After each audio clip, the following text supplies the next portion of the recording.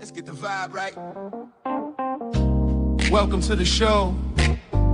Bison Spotlight.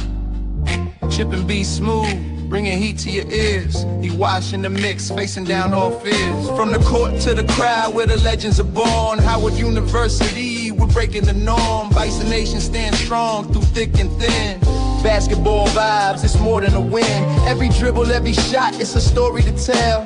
Ray of excellence, we ringing the bell. Chip Washington's the name, self-proclaimed fanatic. In the heart of the game, his passion's emphatic. Come on, let's ride with the Bison crew. Passion and pride in everything we do. Hoops and dreams, we're reaching for the stars. Bison Brothers Podcast is who we are. Come on, let's ride with the Bison crew. Passion and pride in everything we do. Hoops and dreams, we're reaching for the stars. Bison Brothers Podcast is who we are. Welcome to the Bison Brothers Basketball Podcast, your number one home for all things Bison basketball. My name is Chip Washington, the self-appointed Bison basketball fanatic.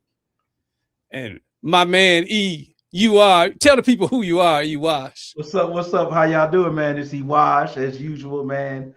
Basketball Jones, just glad to be here. And I'm super excited today. I'm feeling away because B Smooth ain't right here with us in this moment, but that's okay. We're going to give him a lot of love today, a lot of things to chew on.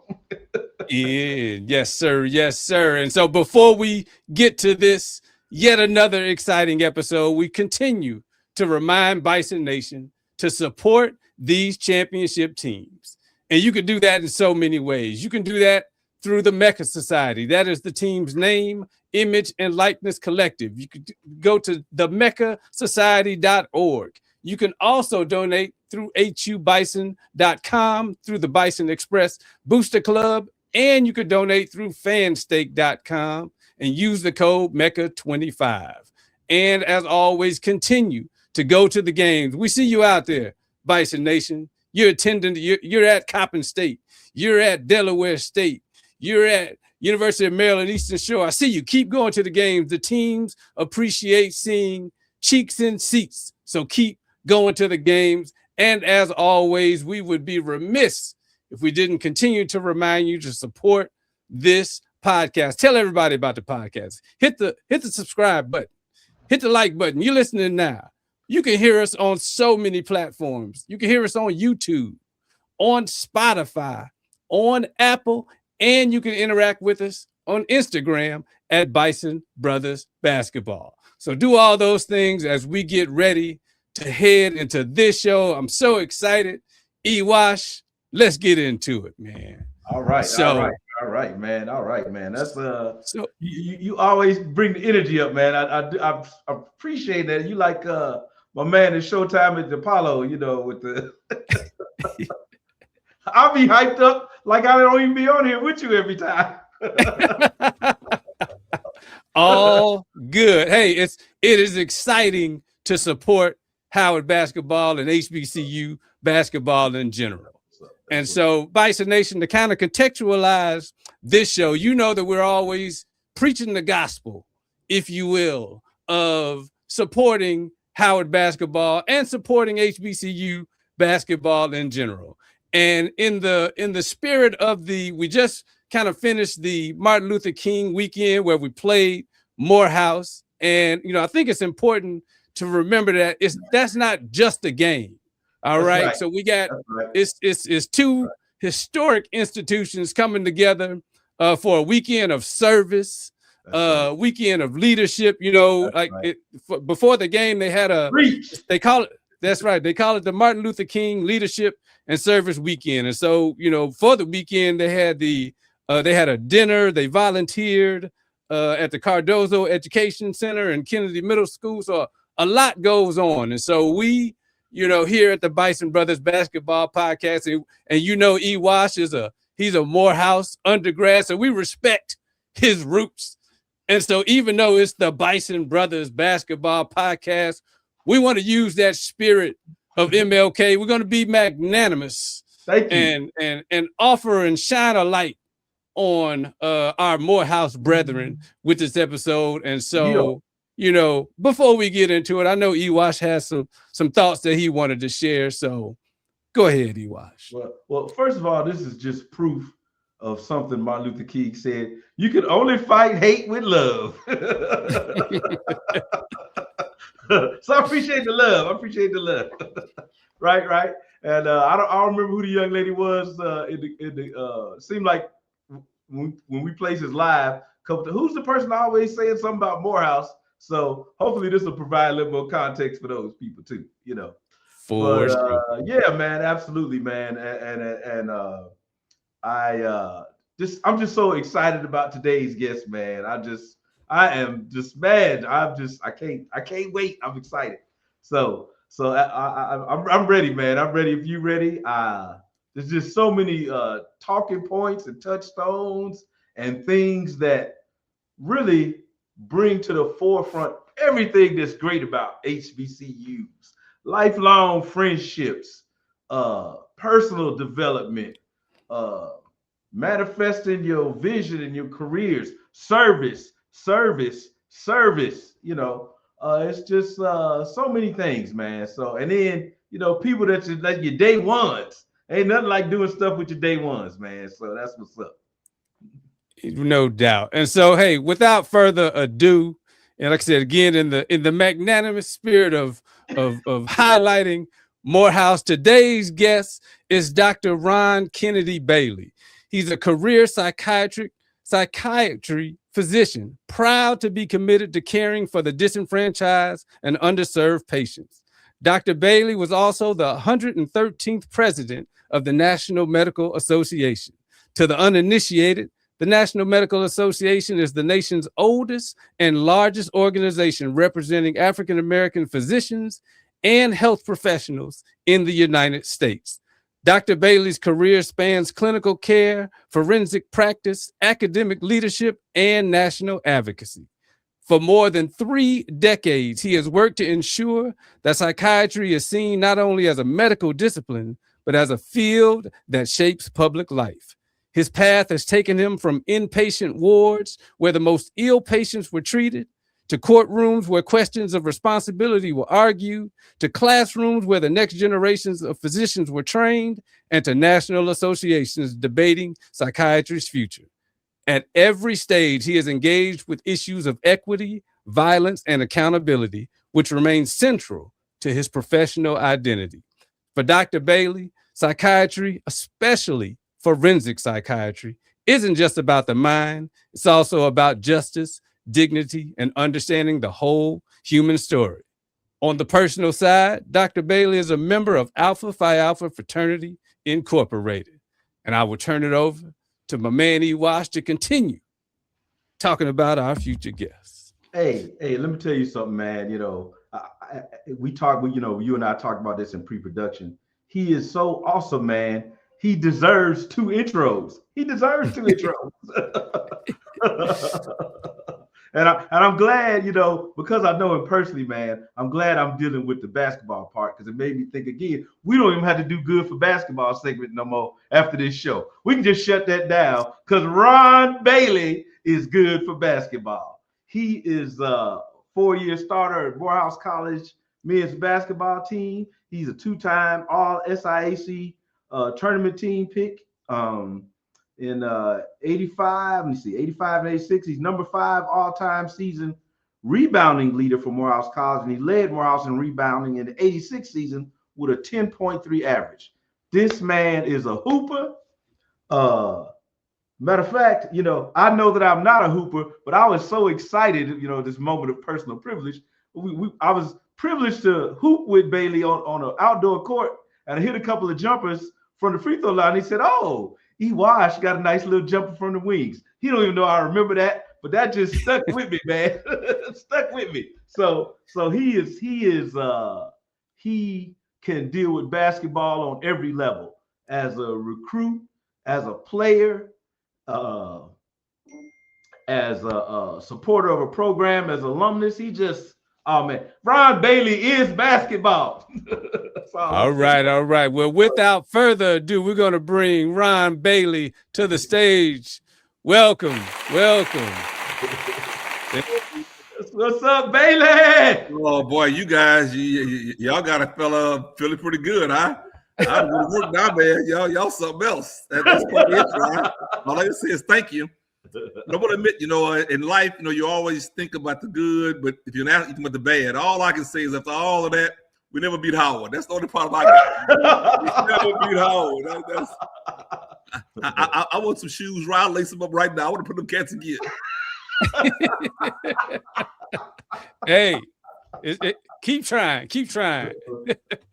Well, even that you say that, I don't even remember them playing Howard in basketball when we were there. We probably couldn't get a game. We were trying to get it together. We started playing Howard in football, I think, our last year. Okay. They stopped playing and they got it back going. And now, of course, they got that 5-year contract and they play in New York. And I was at HU about 2 years ago. The game was actually at Howard on Howard's campus. And I was there. BK Edmond and I went to the game.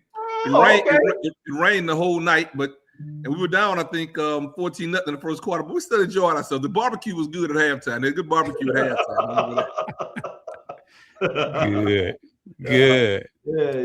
And he was BK's roommate, Chip, for a while. So, again, kind of like what I'm talking about. My brother knows most of my friends' names, even if he hadn't met them, So I'll tell you another thing about being an African American and playing HBCU ball is, you got friends. I mean, Washington, my friend, and BK, my friend, but he just squeezed in, Chip. We played ball, and he hit a jumper from the free throw. I remember that jump from the free throw. Probably been a brother playing ball at an HBCUs. Everybody in the dorm room, they think they got out of hoop you, man. Everybody was challenging you all the time. You had to keep you had more challenge playing on Sunday afternoon, out at the court. Than doing the SIC conference games. It was tough. It was tough like that, dude. It was tough. Love it.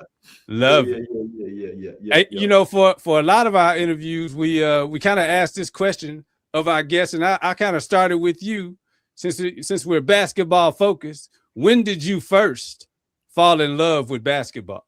Oh, day one. My dad was a coach. I've had this great life. Everybody in my family was a baller, and they were mainly football players. So, in fact, my father was mad at me my last year because I played basketball. We went 13-1 in football. I lost to Thurman Thomas's Willow Ridge in Houston in the playoffs. Wow. He was a 10th grader then, but he was bad in high school. We went to Oklahoma State. Then he played pro with the Buffalo Bills or whatever. Yeah. There's a lot of good athletes down in that spot. In fact, our claim to fame in Beaumont, Texas, about 100 miles from Houston, is that either 72 or 74, one of those years, there were more players in the NFL than any city in the country. Beaumont, Texas had less than 100,000 people, but they had 14 dudes in the NFL in 1974, I think it was. Okay. And of course, you guys will know some of those names. Y'all young cats, but Bubba Smith was the biggest name. Okay. He was number 1 out of Michigan State in '67. Right. Mel Farr was a big name. Went to UCLA. But that was about the time when African Americans started going, to play big ball. But it's always on the West Coast. It was Big Ten. Michigan State and Wisconsin, all of that. The SEC still wasn't recruiting people. Although not from Beaumont, Texas. The story is USC came to Alabama to play in Tuscaloosa, and Bob Bryant had no black players. And one of the great USC running backs, I think it was Ricky Cunningham. He dropped 22 yards on Alabama. And Bear Bryant said after that, I better recruit. Somebody. Yeah. Absolutely. Yeah, I was part of that era, that culture. Guys were going. My father tells a story that, like in the summer, guys would come back from college and play out at the park, and they had some of those ferocious sandlot tackle hitting everything with no pads on football games because these cats was big. They say Bubba Smith, man, went to Michigan State. I'll tell that story in a minute about the guy at the hospital. But when he got there as an 18-year-old freshman, had never lifted official weights in his life. He was 6'7", 286. Dang. Out of Beaumont, Texas. 6'7", 286. No weight program, just his mama cooking them biscuits, dude. It was That's what's up. That's definitely what's up. These cats are big, man. These cats are big. Yeah, that's my history, man. So they got pictures of me when I was a little kid. I was at a ball. My daddy played sports, loved sports. That was my life, dude. Mm-hmm. Well, You know, one of the things I didn't get to ask you in pre-production, and I kind of want to set the table here because, you know, with all due humility, man, you're like the perfect guest for this show, right? One, not only because of your personal athletic experience, right? You know, Chip talked to you a little bit about, you know, what the mission for our show is, but, you know, you're also a philanthropist. You know, I know that, and you could tell me the things that you're comfortable with me mentioning or not mentioning, you know, but that also popped in my mind. You have a son who played for the Naval Academy. We want to thank him for his service, you know, but so you know what it's like as a parent to go through recruiting with a child that's a D1 athlete, you know. So, you know, again, that's some insight. That's a rare life experience that a lot of people don't get, let alone be able to speak on it, you know, successfully. So I'm looking forward to all the nuggets that we gonna get from Rahn Bailey today. Yeah, we got something to talk about. That's for sure. Yeah, no doubt, man. So and so yeah, man. You know, so to kind of pick up on you know, what Chip was asking, and you know, we were joking around a little bit about this, but you know, like we talked about, you know, me being in your home and seeing that picture with you and all those microphones announcing where you were gonna go, and the fact that, and you correct me if I'm wrong here, I think I saw in Street and Smith that the only player above you in your region was Wayman Tisdale. That's right. That's right. And so, so you could even speak to what led you to pick Morehouse over, you know, give me some of the other schools that were at least recruiting you, and what led you to pick Morehouse over them. Yeah, so I always love this question, because I've kind of got these stories that I think kind of merge. I'll start with my son first, and then I'll get back to when I was in high school. So to be brief, so my boy's good. I mean, and no question. Fourth in the state in sacks and all of this stuff, and and had an injury. So I think we all think that I had the injury. You know, we all want to keep growing in life. You never know. But I certainly think he'd play pro ball. He was really good. He was big, and he could rush the quite. He was like all his outside linebackers, Lawrence Taylor and Derek Thomas and Parsons. That was his game. Just rushing the quarterback and doing a little spin move and getting the sack and kind of all of that. Yeah.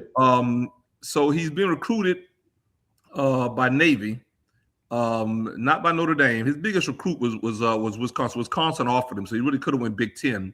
And that boy finished in 15. So this is 10 years ago. So we go to the Army, the Navy Notre Dame game. That's like the big game, and they bring the parents down, and they wine and dine. You know, you get it's recruiting is big money. Yeah. And we down on the field. I mean, we got the special deal because he was a high level recruit and all of that. And I just remember, you know, and I'm a big guy my whole life, whatever, man, et cetera, et cetera. And the Notre Dame players, you know, they warm it up. And these guys kind of ran right by me, and they just dwarfed me in size, dude. These guys were big. Yeah. I just remember thinking, I'm kind of glad I went to the library, man, because it been rough out there, boy, I'm telling you. Some other story about, you know, because Pop was undersized. I mean, he probably was, you know, my height, and I'll probably finish high school 6'4" or so. Some of these outside linebackers are 6'6" and 6'7", but he's 6'3", 6'4" by my height, but he's bigger and lift all these weights, so that whole bit. But when I was in high school, kind of a similar issue, I went to the high school all-star game.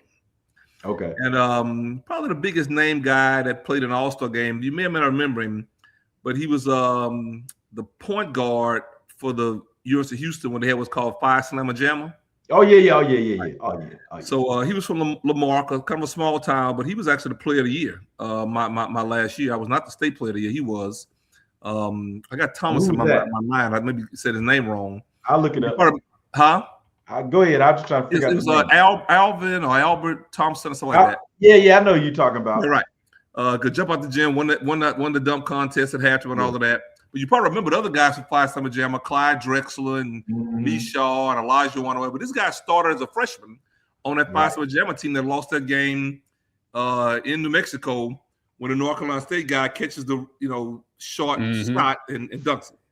I think Alvin Franklin was there. Alvin Franklin. That's it. There you go. I just remember going to the high school state all-star game, and the game was so. You know, everybody's there. They take the pictures with da.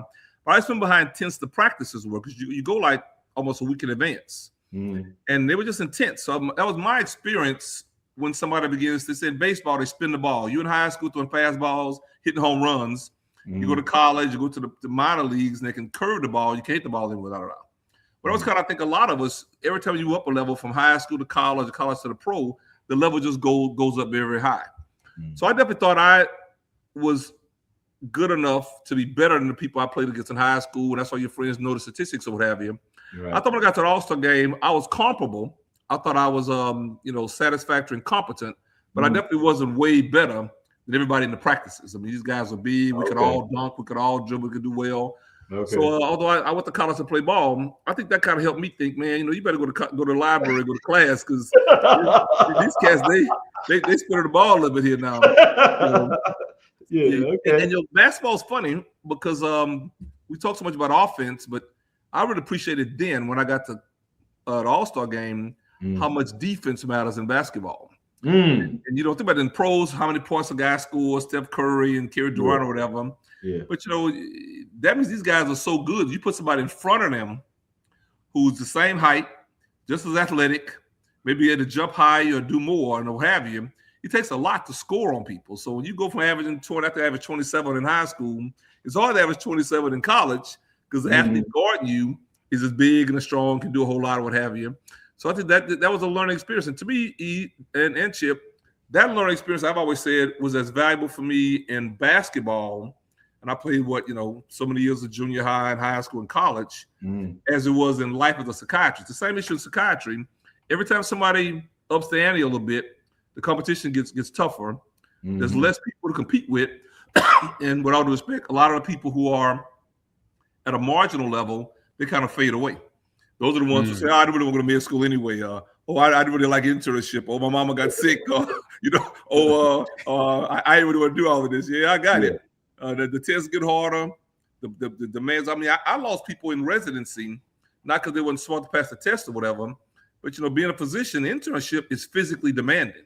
You got to stay up all night, these 36-hour shifts. Absolutely. Nobody said, they'll say, okay, fine, we know you were taking a nap or whatever, but if you're working from 6 A to 6 P and you get your little dinner, but if you don't call at night, 6 P to 6 A, if they call you at 2 in the morning, you got to function at 2 in the morning when you got a problem and a sick patient, the way you functioned at 10 p.m. or at 3 p.m.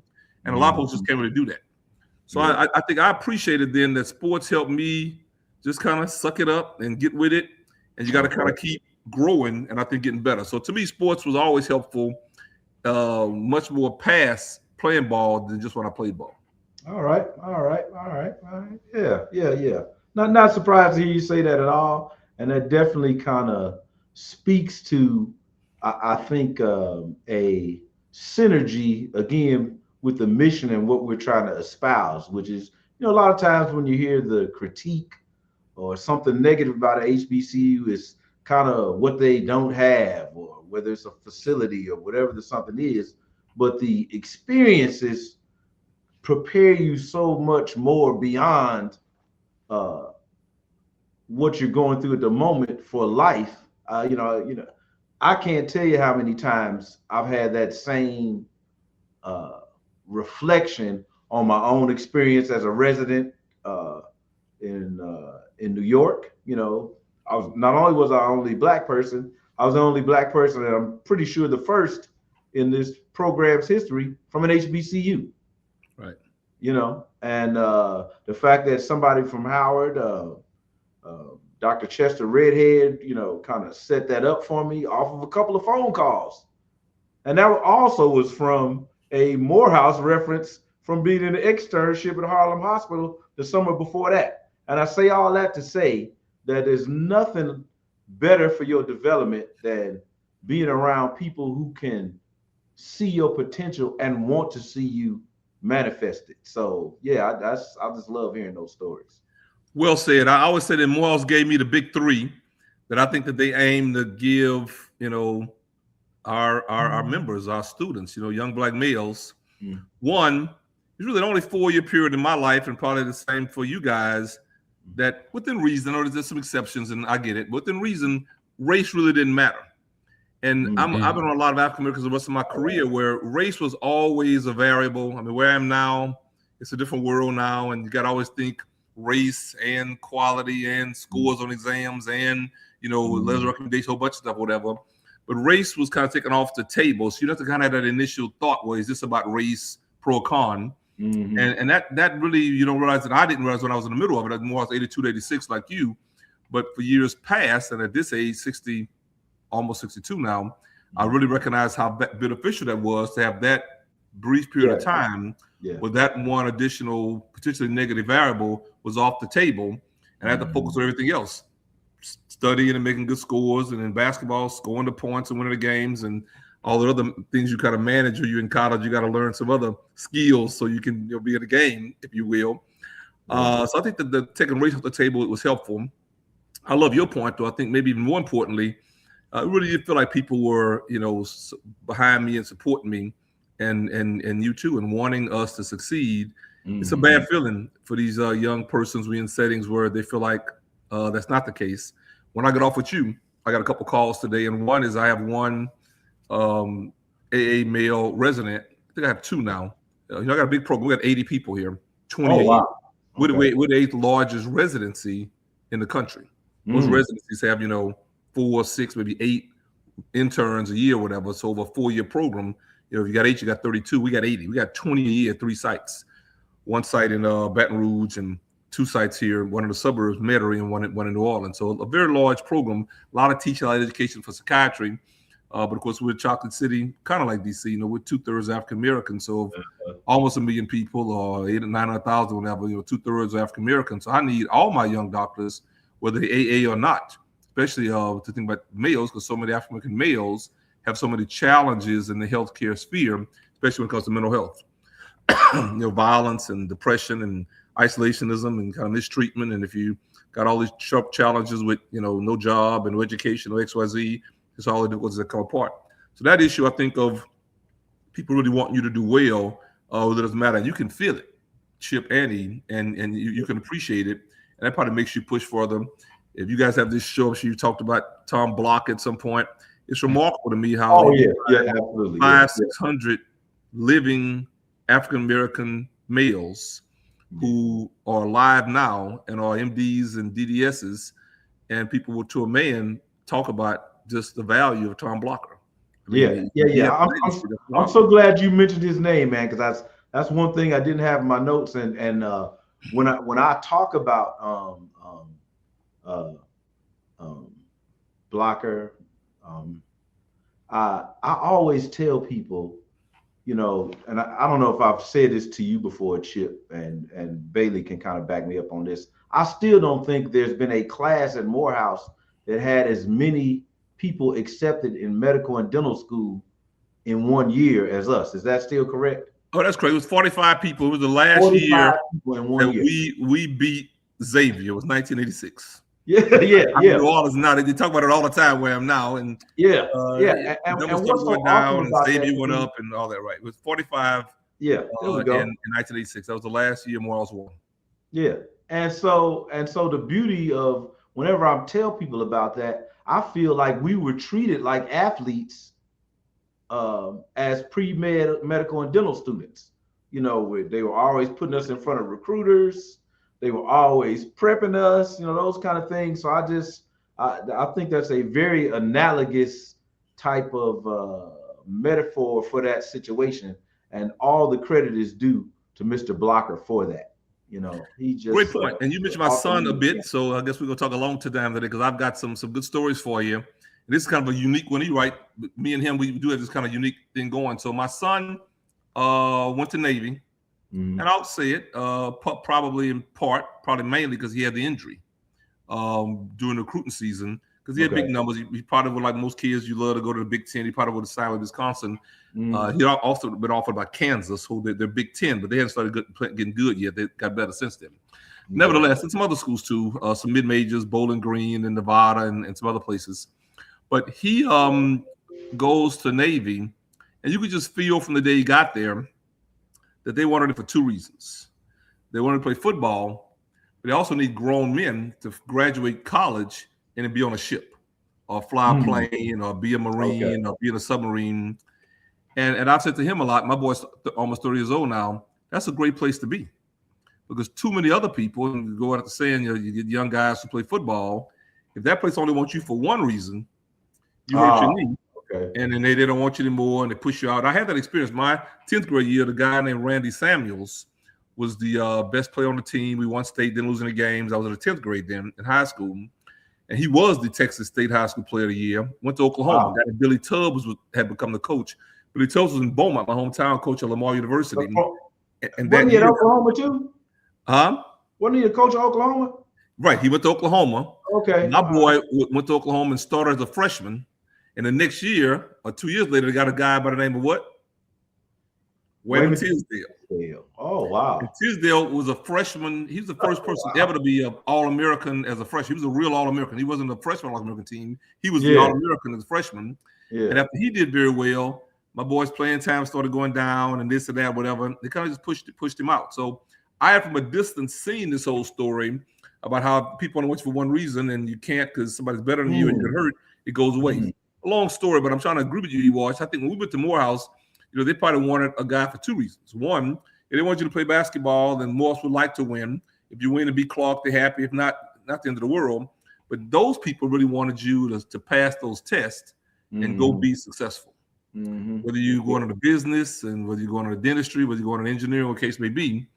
And I think it's probably reasonable to say, although it's not a nice thing to say, and I can't prove it 100%, but there's some places that don't really care what happens to these young guys once their eligibility is over. And I think you can feel that early. Yeah. In fact, I'm going long here, but I'll tell you a great story about a young guy I used to work with now. So I teach a lot of young guys, and I got folks all over the country who will call me who are trying to grow an academic career. So I'm a psychiatrist, but I really focused on academic medicine more than anything else for about the last 15 years, really. So I got people not going to the psychiatry who still call me to advance their career. You got to write papers, you got to write grants, all that. So there's a guy now, I call him by name, but I think the world of him. His name is you call it Oko for short. I can't pronounce his whole name. But his story is that he's a great football player here in Louisiana. He goes to a smaller college. He didn't go to LSU, but he didn't go to the HBCU. He didn't go to Southern or Grambling. He went to what I guess it is a mid kind of major deal. And he played 4 years. And he tells a story that he tried to major in pre-med when he got there. And they said, no, you're on a football team. You got to major in blank. Oh, wow. No disrespect to sociology or ecclesiology, whatever. He finished. A lot of guys at LSU don't go pro. A whole bunch of guys that are mid-major in Louisiana don't go pro. And then he was out and he hadn't finished all his credits. I'll tell you the story to somebody the other day. Not only did he have to pay to go back to college, I thought was bad. He was so far behind pre-med because a lot of college classes you're doing, if they don't really push you to be on a major track, there's generic classes to keep you eligible. So it took him 4 years after he had finished college to qualify for med school. So he was in college, Chip and Eric, 8 years. Wow. He played football. So he had to stay eligible to play football for. And then 4, they took other folks to go back and take a year or two to get your requirements, but he was way behind on a bunch of stuff. And it's a good story. I get to LSU. I'm the first black to be a chair. You probably discussed that already. And one day he just knocked on my door. He's not psychiatry. He was internal emergency medicine. Okay. He said, man, I heard you were here and I want to meet you, whatever. We've been friends ever since. We published, I think, 3 papers together. He's got a great program. You'd love this. He does a deal on 2 Saturdays a month. He gets a lot of medical students of different backgrounds, white and black.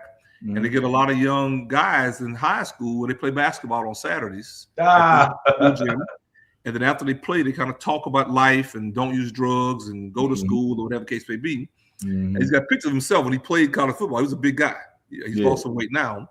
And he's published on this. So it's a wonderful program that he's involved in. Definitely give it back to the community. But that whole issue of that extra barrier put ahead of him by counselors and teachers and coaches and a school administration that didn't really care what happened to him after the post eligibility were gone is really very, very disheartening. But I think that's a story that I know in detail. But I bet you, Chip and Eric, that kind of scenario exists a lot of times, a lot of places, and it works to the detriment of many young African-American men.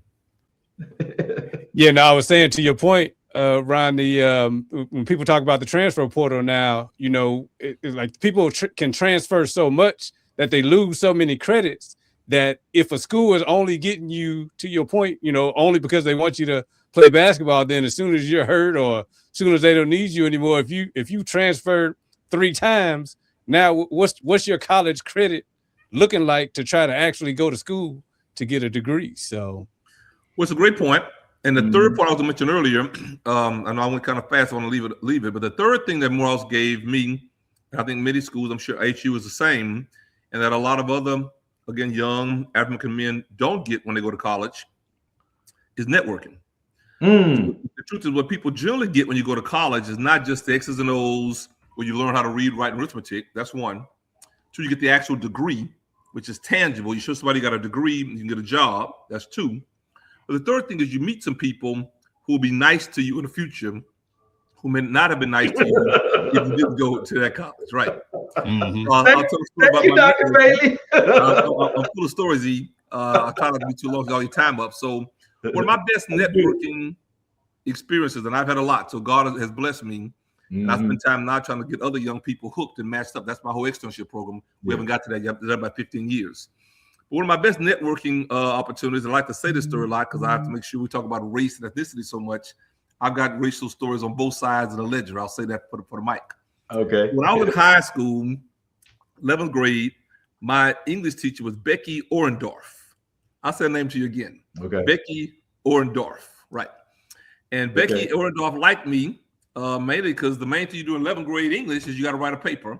My parents were teachers, my other English teachers, so we all could write. I could write. In addition, either in addition or because she liked us, we had a good high school team. She was a single woman, and she would come to our high school basketball games.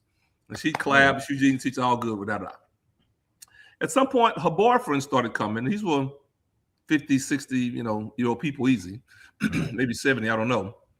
And our boyfriend, he's in heaven now. I think the world of him. His name is Edwin Gale. Couldn't find out. Edwin Gale ended up being the 2nd richest man in Beaumont, Texas. Oh, wow. But he loved us, our little team. We were not in that rich category. Right.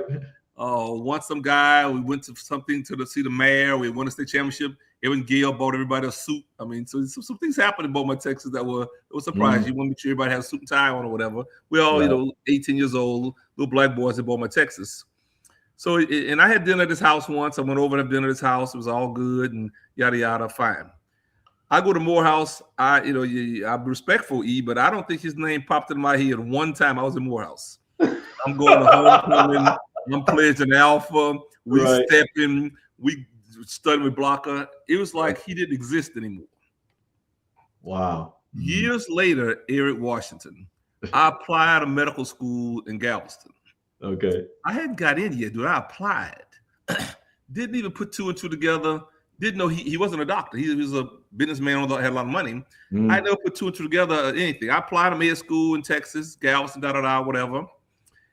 And later, I get a letter from Edwin Gale in Beaumont, Texas. I hadn't thought about him in 4 years, saying, I see you applied to Galveston. Do you really want to go to Galveston? Oh, wow. I'm sure I responded. We talked or whatever. They said, okay, it's good. I graduated Galveston in 1990. Edwin Gale, Chip, was the chairman of the board of trustees of UTB Med School in Galveston. Wow. Somehow he must get a list of everybody who applied, let alone who got in, saw my name. I had remember when I go home for holidays in college, I wasn't going there with Gale's house. I had somewhere else to go. So I had not thought about him in several years. I guess he thought about me. And I got it. It's hard to get to med school. There are 2,600 applications for 200 spots. And there's always 100 or 200 people who hadn't done great.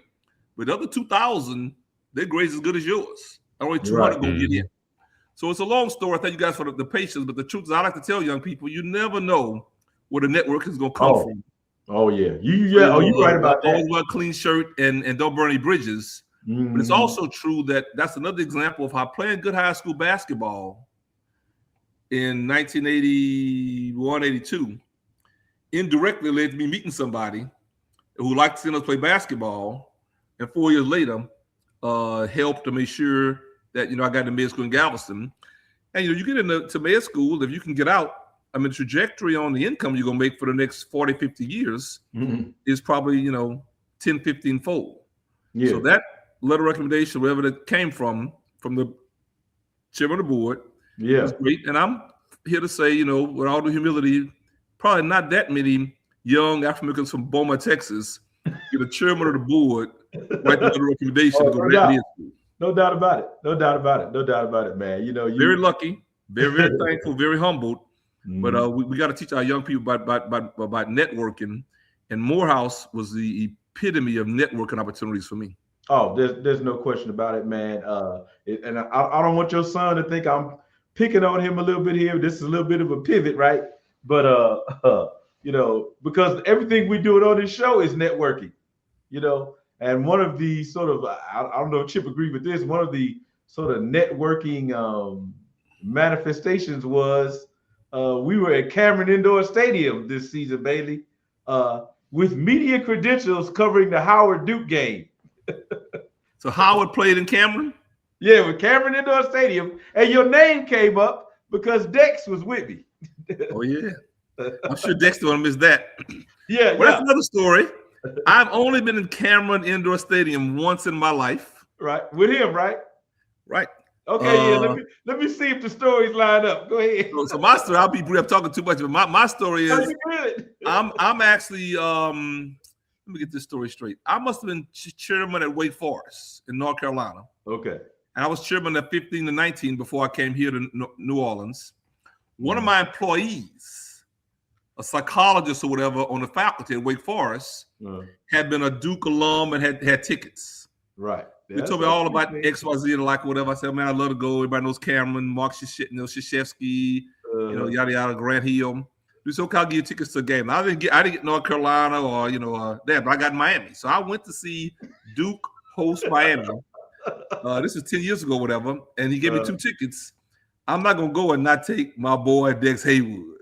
Right. So I'm living in Western North Carolina. I was at Wake Forest in Winston, because Dex lived in Durham, and we went and had a ball. Okay. Now the caveat is, reason I mentioned your son, because he told me that he bumped your son. You're supposed to take your son, and hopefully I'm not messing. You're supposed. But yeah, I think my son he got more opportunities, but Dex, I know Dex was gonna want to go. Dex is a big Carolina baller, so I called Dex. It was good, and also my son, come visit and live with me, and it's all good. But you go to Dex's house, his mama will cook you a good dinner too, cook you a good meal. So I probably had 2 reasons to invite Dex versus anybody else. Well, see, you also allowed me to kind of piggyback on something, but I don't want to, Chip, do you have anything? I don't want to. Well, no, I was going to kind of just, it made me think of just kind of tie in and Rahn to kind of let you know a little bit about Howard's basketball program. So the men's team, their motto is the Dream Factory. And part of that message is, you come to Howard, you can, by networking and being at Howard, you can achieve anything. And, just as a kind of a brief segue to kind of what you were saying, like we interviewed a former player by the name of Kobe Dixon. And, he was a transfer, from the Ivy League, but he has a job now in New York. And he told us, during the interview, it was because of his networking ability and being at Howard, playing for the school that he was able to get that job. So I think it just emphasizes, the point that you're making. So I appreciate you, kind of laying that out. Yeah, and networking has to be, bi-directional, if you'll use that term, somebody older or better or more connected, or the case may be, than you helps you. And of course, they're thinking you're going to do the same with somebody else, which I thought was very much discussed a lot when I was in Morehouse. Clearly a huge premium on making sure that we all kind of link like a network, helping one another kind of move really throughout, almost like a chain. Yeah. And you mentioned my son a lot. I think he does that well. I mean, I'm regularly talking to him about somebody he engaged with, and he knows. I mean, he really is very well connected on the East Coast.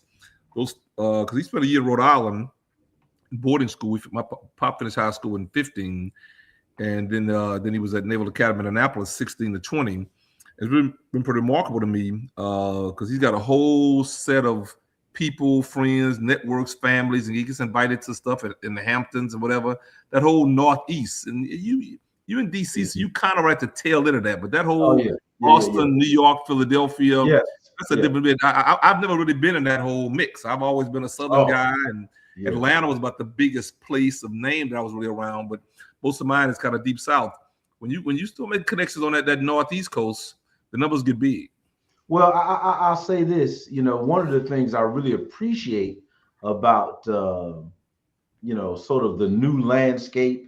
And I want to give Coach Blakeney some flowers, because I think he does an excellent job of, you already kind of touched on the fact that, the DMV is an area rich with, basketball prospects, number one, right?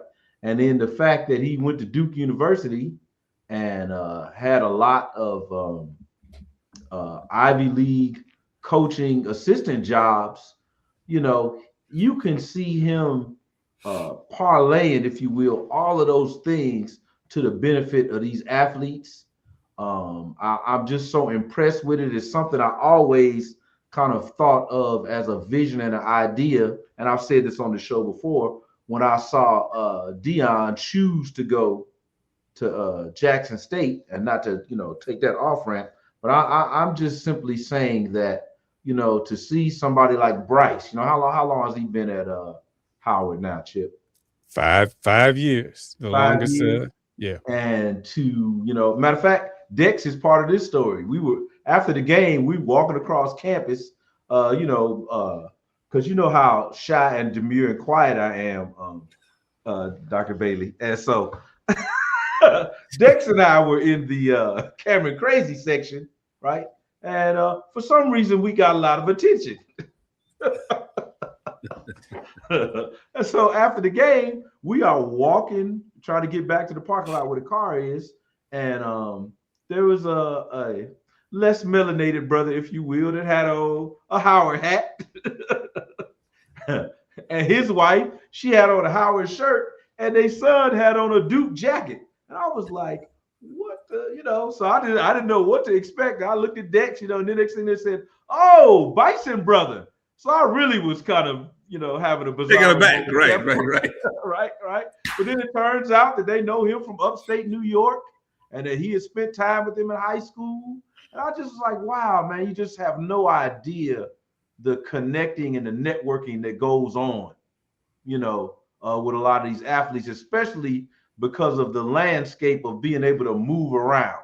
But I'm really pleased to see that a lot of people are choosing Howard. Sometimes it's only for a year or two, but it still speaks to the attractiveness of the environment, that they can see some value in it, even in this landscape. So I'm just pleased that Coach Blakeney chose Howard, as a place to ply his craft, if you will.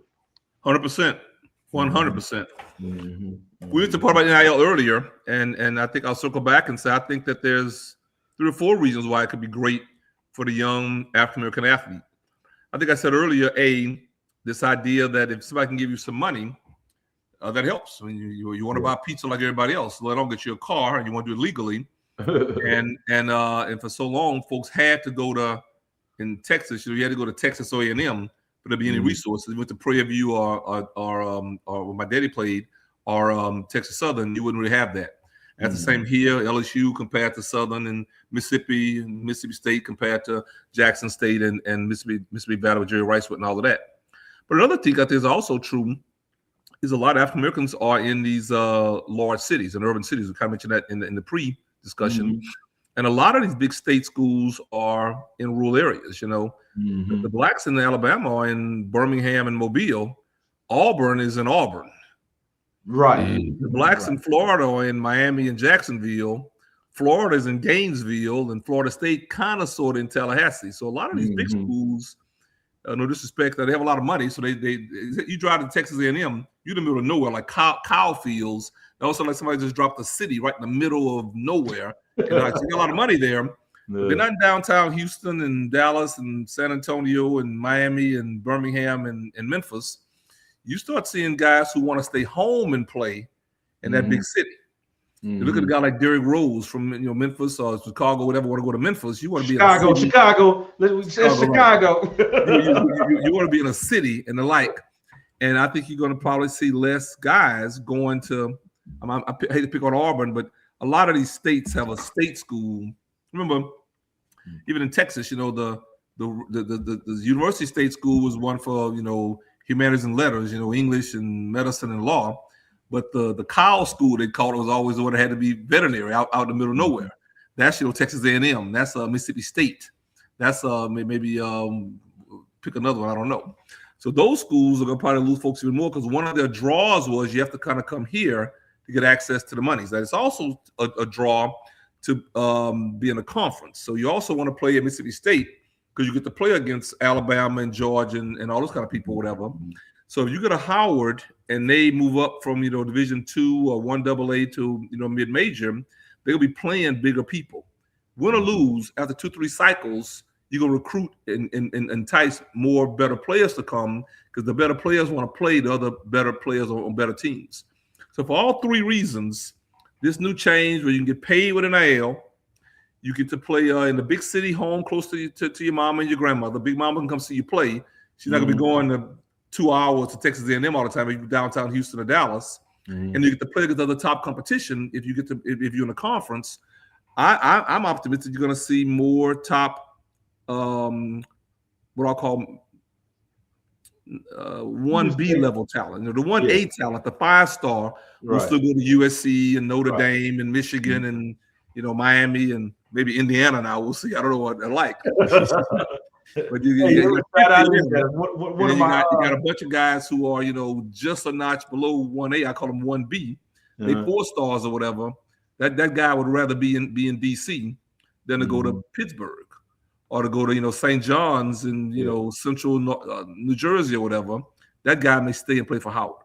Okay. Well, that makes me want to sort of piggyback on another thing. What advice would you give to, given that Morehouse is Division II, right? And this sort of came up on the show last year, again, when they was giving me the business, and I was trying to explain to them that, even though Morehouse is Division II, it's like it's a rivalry game, this and that. And I was trying to share with them some of, Morehouse's basketball legacy, right? And that, you can count on your hand still the number of basketball programs that are HBCUs that have been to a Final Four, whether it's Division II or Division I, right? And so, off the top of my head, it was Cheney State, Morehouse, Winston-Salem with Earl the Pearl in them and Big House Gaines, and then wherever where did used to play for Detroit? Ben Wallace, wherever Ben Wallace with, unless he also Virginia Union. I think Virginia Union is also in. There might be a couple of more, but I don't even think it's 10 schools yet. Right? And so, if you could kind of speak to what advice you would give Morehouse in terms of how to capitalize on this moment, and given that Howard is a mid-major, what advice you would give them to try to continue to capitalize on this unique moment that we have? Well, my answer is pretty straightforward, pretty simple, but I can't give you a simple discussion. I got to build it up a little bit, and I'm sure that the powers that be won't hear me saying this because they feel powerless when you say it. But Chip and E-Wash is pretty simple. It all comes down to money, guys. Okay. Put money into the program. The program's going to grow. The metaphor of money is you got a bigger weight room. That's true too, and I like. But there's just so many tributaries of the issue of having a well-funded program. It's not really just about that. The quality of the coaches you get because they get paid more, the number of coaches you have, the quality, I think, of the physical makeup. I love the fact now that these college athletes are treated like pro athletes. Man, your meal. My boy was to be recruited at Wisconsin, and my boy going to Wisconsin, he'd had a person would have been walking around with him all day long, telling him what to eat, making your meals for you, and eat this smoothie, and don't eat this candy, eat this candy. They walk around with you because generally you just grab like me. I just grab bad food all day long. Here, there, chips and cookies, whatever. So they really want you to run that first down on 3rd and 8 if you're Wisconsin and you play an hour. You play Michigan State or you play in Ohio State. And one difference between whether you get to that hole or not is whether you weigh 228 versus 235. Them pounds matter. So they need you in that weight room lifting, but they also need to control your diet. And you know, 18, 19, 20 years old, you may have less willpower than cats like us have, not eating right, know what we should eat or whatever. So they literally have a first, well, everybody knows about the tutor. You know, there's a tutor that kind of walks with you all day long, going to class with you and help to take notes to make sure you're together because they heard the same class you went to. Then you go back and then they talk to you about it or whatever. So you're getting 2 or 3 bites at the apple to understand that day's material. And some criticize, I don't criticize it. That's better than 50 years ago where you had no tutor at all. You just flunked and they just kind of passed you along so you could, pass. Kind of making these boys go to school and go to class is better than not making them do it.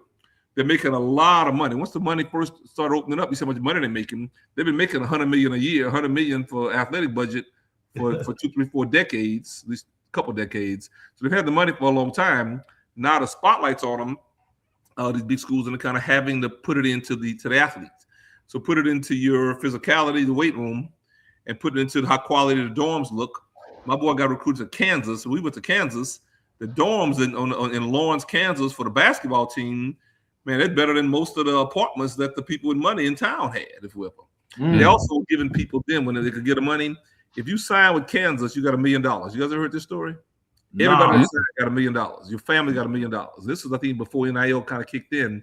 They'd set it up where your family get I'm not sure it was license insurance or something, but if you sign with Kansas, 7 figures, $1 million went to you and your family. That's everybody, not just Joel Embiid and the top guys. The point is that weight program and that eating dietary piece, you hope would give you some training that'll stay with you the rest of your life for a better life. So you hope you see a lot less of these guys who eat bad, blow up to 300 pounds or 400 pounds, and then die of a heart attack at 35 and 40 because they didn't really have a good training on how we're going to work and live kind of after the fact. So I think that the more money we put into the program, the better. And if it's used well on a young African athlete, that's a good thing for their individual health and for their future, as well as for whether they can help you win that football game Saturday night.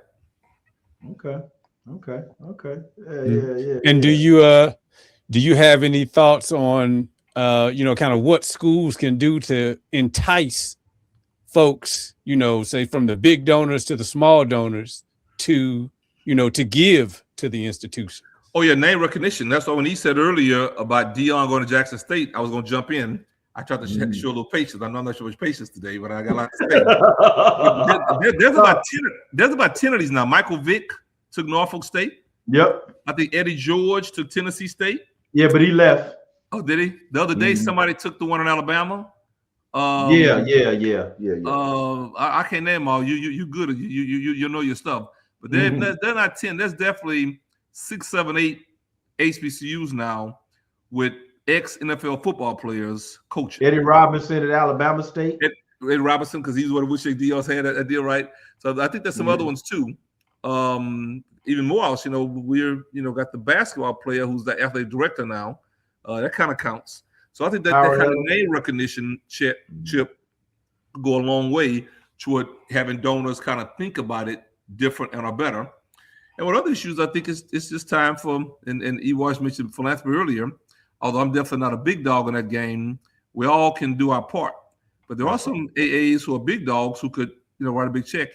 Smith, everybody mentions Smith all the time, paid the, whatever it was, $4 million or whatever for all the Morehouse students, their at college. So that's a big example. But there's a lot of folks who could do NIL, whether they're black or not. And you don't have to be black, African American. If you are of any background and you want to sell your product, if you want to sell, you're selling cars or washing machines or tennis shoes or I don't know, hair products or whatever, and you're in Atlanta, not only is there an athlete at Georgia Tech or even in Athens, Georgia, who's a big enough name to sell your product, there's an athlete at Morehouse or Clark who can be as well. Yeah, if they're popular enough, the people in the community like them, and that's what you're piggybacking on is that name recognition. So I think that, it's time to probably look at a new sphere of influence, and that's getting the athlete there and you pay them through NIL, and then recruiting donors, as I think as Chip said, and there are donors out there able and willing to do it. People advertise and spend money advertising a lot, many places. Mm-hmm. And I think that this is something that can be beneficial to them. We all know as well, and I make this joke tongue in cheek, rarely can you link the advertisement to what they advertise. I mean, very often they got women walk around advertising, you think they're advertising shoes or women's clothes and advertising, you know, motor oil to put your car with. You can't put it all together. Right. But marketing is what will get your attention, and what may start getting your attention is there's an athlete whose name is in light. So if the media is talking about somebody who's got some name recognition, that could potentially be an NIL opportunity. They make the money, and then donors want to piggyback off that. And when you drive through Baton Rouge, Louisiana, and I know LSU is big. I mean, they're big even among big schools. They're a top 10 or top 5 on money. They got a $100 million building called the building, where the athletes do everything there. They go to class there, they eat there. You can live there if you want. This is a big building. You got a swimming pool. They got, you know, the oxygen you could breathe. I mean, the whole issue is in this football building. They say Nick Saban started it 20 years ago when he was a coach at LSU, and then every school has one now. These big $100 million buildings where everything is all around football. They got the whole recruiting network. So I've toured it twice. It's phenomenal that you've ever seen in your life. It's all private dollars, even for a state school like LSU, no public dollars. But this idea that you can recruit people, as Chip said, I think is a smart move, because it does become an arms race. But there's so much money in college football, it's worth it. Is there anything that you would change about the game today that would make it more appealing, that might sort of reverse this trend if it's actually a trend? Yeah, I've got a great idea. Okay. I can tell you what I think should happen in basketball. Okay. I can tell you why I like it and why I think it's best and blah, blah, blah. But I'm the first to admit, so you don't have to jump on me when I say this, Chip, that it probably will not be appealing to the average fan. So I know that I'm upside down on the marketing here, Ewash. Okay. What I think basketball should do is go back to the old Moses Malone days. 3 dribbles and a cloud of dust. Come on. Getting there like a football player, elbow your way through. I used to love Moses Malone play Kareem, because you could tell that Kareem is Hall of Fame and the best of all time and all that stuff. He hated playing against Mo Malone. Malone was in the paint. Oh, he was just booty him up and bow him backwards and use his head and butt him up on his chin and just wear him out. Yeah, absolutely. Absolutely. It's funny because when I was watching the stream of the Howard game yesterday, I actually heard an announcer say this about Bryce. Yeah, he is not somebody you want to be on the other side of. If he's close to the basket, you got to get in between his shoulders and him trying to score. I was like, yeah. It's my father point, you know. And his favorite thing to talk about when I played basketball was when I would get people in low, because I played basketball like a football player, Chip. I played inside and all of that. And he loved for me to use my head as a weapon. Oh, he thought that was great, boy, I tell you.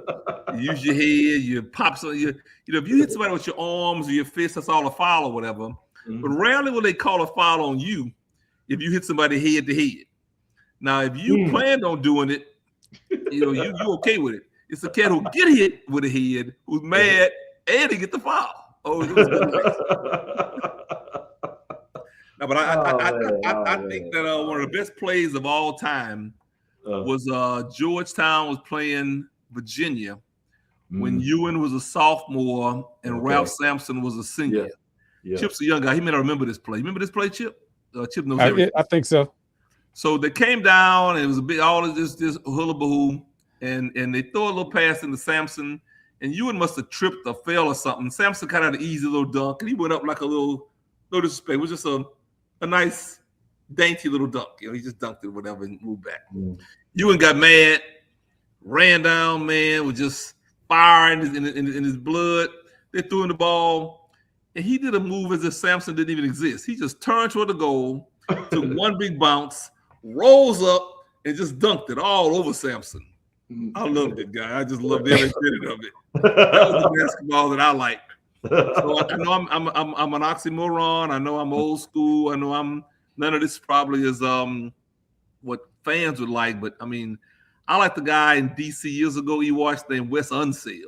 Played okay. At about 6'7". He just wear you out, man, all day long, wear you out. So this is different than a Luka Doncic and every guy shooting 43s a game. It's a different game. Yeah, that's true. That's true. But it does seem to me that the teams that win are still hanging their head. We talk about this on the show all the time about playing inside out first still, and it seems like that's coming back, on some level. Yeah, the big man in the game can play on the perimeter and all that kind of thing, but and especially defensively, because for example, I was a little concerned about Wembanyama and Holmgren. Like, man, they look so thin. Are they really going to be able to be effective? But what I realized, or at least seems to me, their first level of effectiveness was as a defender, and the fact that they could bring that to the table just really set them apart in a way where, not that the offensive is irrelevant, that even that is sort of a throwback to me. Well, yeah, I agree, and I mean, I said that a bit tongue in cheek, because I mean it'd be hard to go back to the Moses Malone days fully, because one, you got to have big men with that kind of a skill set, and the refs got to allow them to play and kind of all of that. I mean, nowadays there's an arc where you can't even get a charge unless you're outside the arc or whatever. So a lot of this to take away inside play, because once you drive into the basket, the foul's on you. If you're inside the arc, if you jump to block the shot. But back then, big guys were under the goal, blocking everything and elbowing people and jockey position and, boxing out and all of that. So that part's a little different. But I think that there's some things you could say. I clearly think that one of the most fun years of basketball for all of us was the first Golden State championship. They got Kevin Durant for 2 and 3. Then they were out a year or two. And then they came back and won the fourth one, and that's when Curry got all his respect, because they didn't have Kevin Durant anymore. But that very first one was just beautiful basketball. I mean, they were running and passing and cutting, and everybody could shoot. They played good D on the perimeter. They had a short center. This Draymond guy, 6'6", but you really couldn't hardly post him up too much because you'd be taller than him. But he was fast, and he positioned himself well. And then the other guards around were so fast, they dropped down, take your ball from you. So if you're a big man, you don't have time to get 2 or 3 dribbles in to maneuver him. They come take your ball. So you could get it. They take a quick little shot. If that's the case, it doesn't matter if Draymond Green is 6'6" or 6'11". If you all you can do is catch and take a quick shot, because they'll come take your ball. So they played so fast, Golden State back in that year, and they were so well coordinated and such good team play and such great passing and running and cutting that part really was beautiful. Now other people kind of like an outside game. But I bet you just because you dribble a bunch of time and shoot a 3-pointer, that's as outside and as beautiful basketball as the running and cutting and passing and coordinated schemes that I think Golden State had that first year with that first championship. Now they built up a few years, obviously, but the first championship was before they got Durant. Even when they got Durant, they won 2 in a row because he was so good. But he also kind of had the ball and would bounce it a lot and then get a long shot. Still good scoring. But that first championship year was phenomenal. Just the fluency of the quality of the basketball. Have people talk a lot about who's the best, and Michael Jordan and LeBron and all that. My bent on we'll get to that too. I said we're gonna get to that too. All right. My bent on this whole GOAT conversation is if you're the best in the time and the era you're playing, that's all we can really ask of you. We can't ask of you to have been better because the other guys were shorter or couldn't run as fast, couldn't do X, Y, Z to like. Being the best at whatever you're doing very often means you beat the current competition. So I've always believed that you get somebody who was the best in whatever. Will Chamberlain would have jumped higher, I'll say it. Someone said, well, he couldn't play that way anymore now because he played against centers that was 6'6", he was 7, and he jumped high enough to score over them, 50 points a game one year. Well, I believe if you the best, and he was then, and LeBron maybe is now, whatever, I'll squeeze that in. Then if the centers were taller, I believe that guy would have jumped higher. he'd have ran faster. Because the real issue, if you're Kobe, is you want to be the best, and you do more to beat the competition that's in front of you. Okay. It's hard to say that somebody can't have done it because now the players are bigger or stronger or faster or whatever. Well, that guy may have been bigger or stronger or faster, and I figured out a way to outperform the local competition. Those are kind of my thoughts. That being said, it is reasonable to make the argument that with competition, everybody gets better. So I think the quality of the ball is tougher now in 2020 than it would have been in 2010 or 2000, 1980. Absolutely. The people are bigger. They lift more weights. They're stronger. The golfers lift weights now. They're stronger. They probably run faster and all that kind of business or whatever. But I would take any one player and say that guy wouldn't be competing this time period. You take a guy from 30 years ago and put him in now, he probably would have figured out a way, because that's what he did then. He figured out a way to beat the competition in front of him then. Okay. All right. Spoken like an erudite Morehouse man answer. That's pretty good.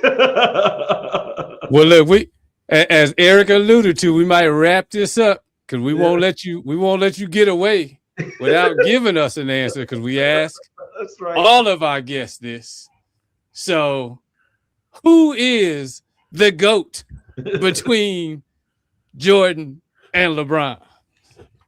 Not a question in the discussion, not debatable, not an illogical reconsideration of the past facts. I'll say this and I'll bet Eric Washington's house note on it.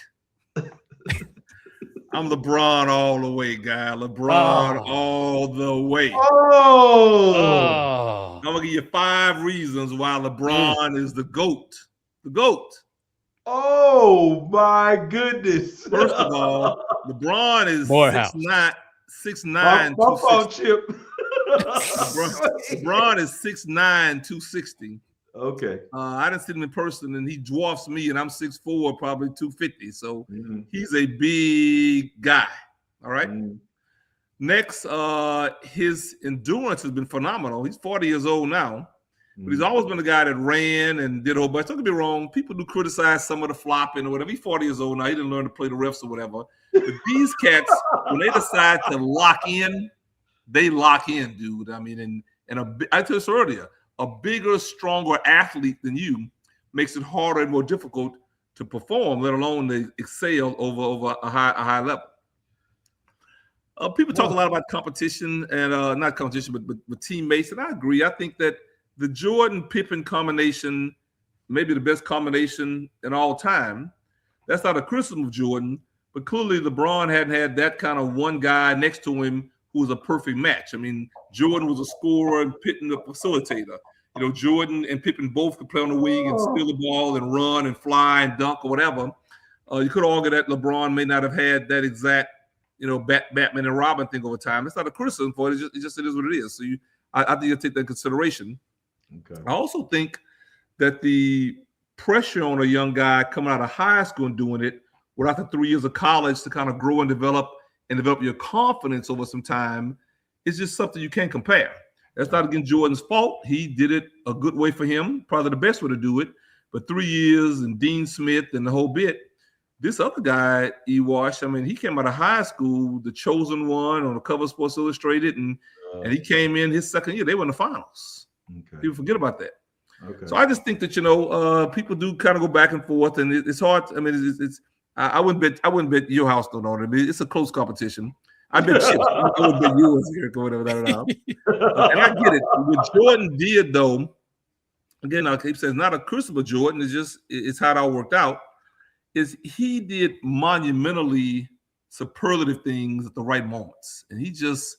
A lot of folks say, "Oh, well, he was 6-0 in the finals or whatever." I'm not criticizing him, but if he played 14 years, those 8 years, they didn't make it to the finals. That's not a criticism. It's just you can't say you're the best of all time because the years you made it, y'all did well.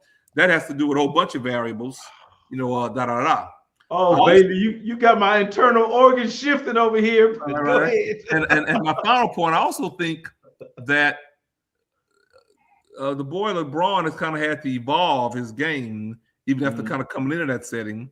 I think Jordan came in as a scorer and was able to kind of focus and scoring what they want him to do kind of always. Now, he was also a great defender and like hit a little while he played a little point guard from what have you.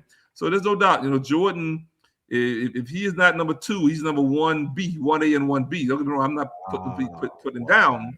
But the LeBron's career trajectory is monumental to me, It's just monumental. Okay. Well, now that brings to mind 2 things. We're going to have you back after I convince you how wrong you are.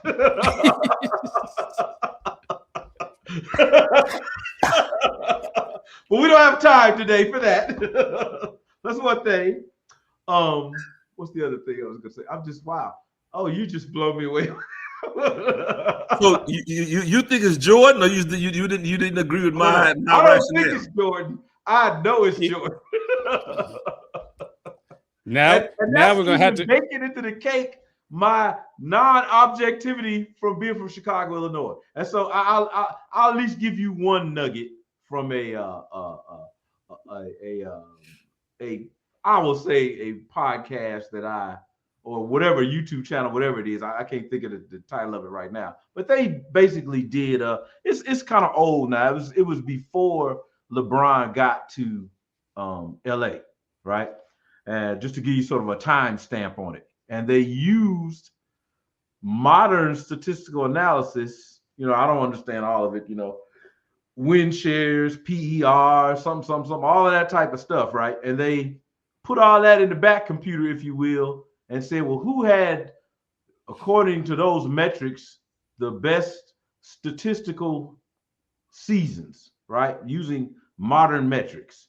And Michael Jordan was he was number 1, number 3, like he had at least of the top 5 or 10 spots, he had at least 3 seasons, that were better than everybody else. LeBron was up there one time, but even that did it for him. Like, well, even when you're using the modern metrics, like, come on, man. But hey, that's right. I said 1A and 1B. I think that it's remarkably close. You making my children happy. One, a few things. One, people say, well, Jordan had more rings. Bill Russell got 11 rings or whatever. So it's kind of hard to go by rings. Yeah. 2, some folks will say, well, Jordan never really lost in a championship. And I'd argue that's a tremendous point. So he, as I said, he was monumentally at his best under the biggest lights. Yeah. And some folks still mad at LeBron because it was one year he got there and just bombed it out or whatever and didn't win. He'd probably been to 10 finals. I think he's 4 and 6 in the finals. And one year he had a really bad finals at the Colorado. Yeah. I also think we can talk about this a little bit longer. My dad was a coach. I believe strongly in coaching. It's very much an intangible, and some may disagree. But I think Jordan, his entire life, had phenomenal coaching. Start with the Dean Smith structure in college, what have you. I think he only had 2 coaches in the pros. The little Doug Collins guy who was good was a little too rap-rousable, so they pushed him out. And then he had the Phil Jackson guy for a period of time. And they've had some bummers that coached some of LeBron's teams or whatever. So he's had some back and forth. Might that change? Who knows? I mean, I always remember, Jordan's team also to have teammates who accepted. I think he was the man, and that's something that other past alpha type 1 personalities have to succumb to. I'm not sure LeBron always had that. You saw him fight with people from time, so they probably were not, arguing just right. I know at the time the guy JR or somebody got the rebound and didn't shoot the ball. Remember that whole story? You're making my argument here. You're making my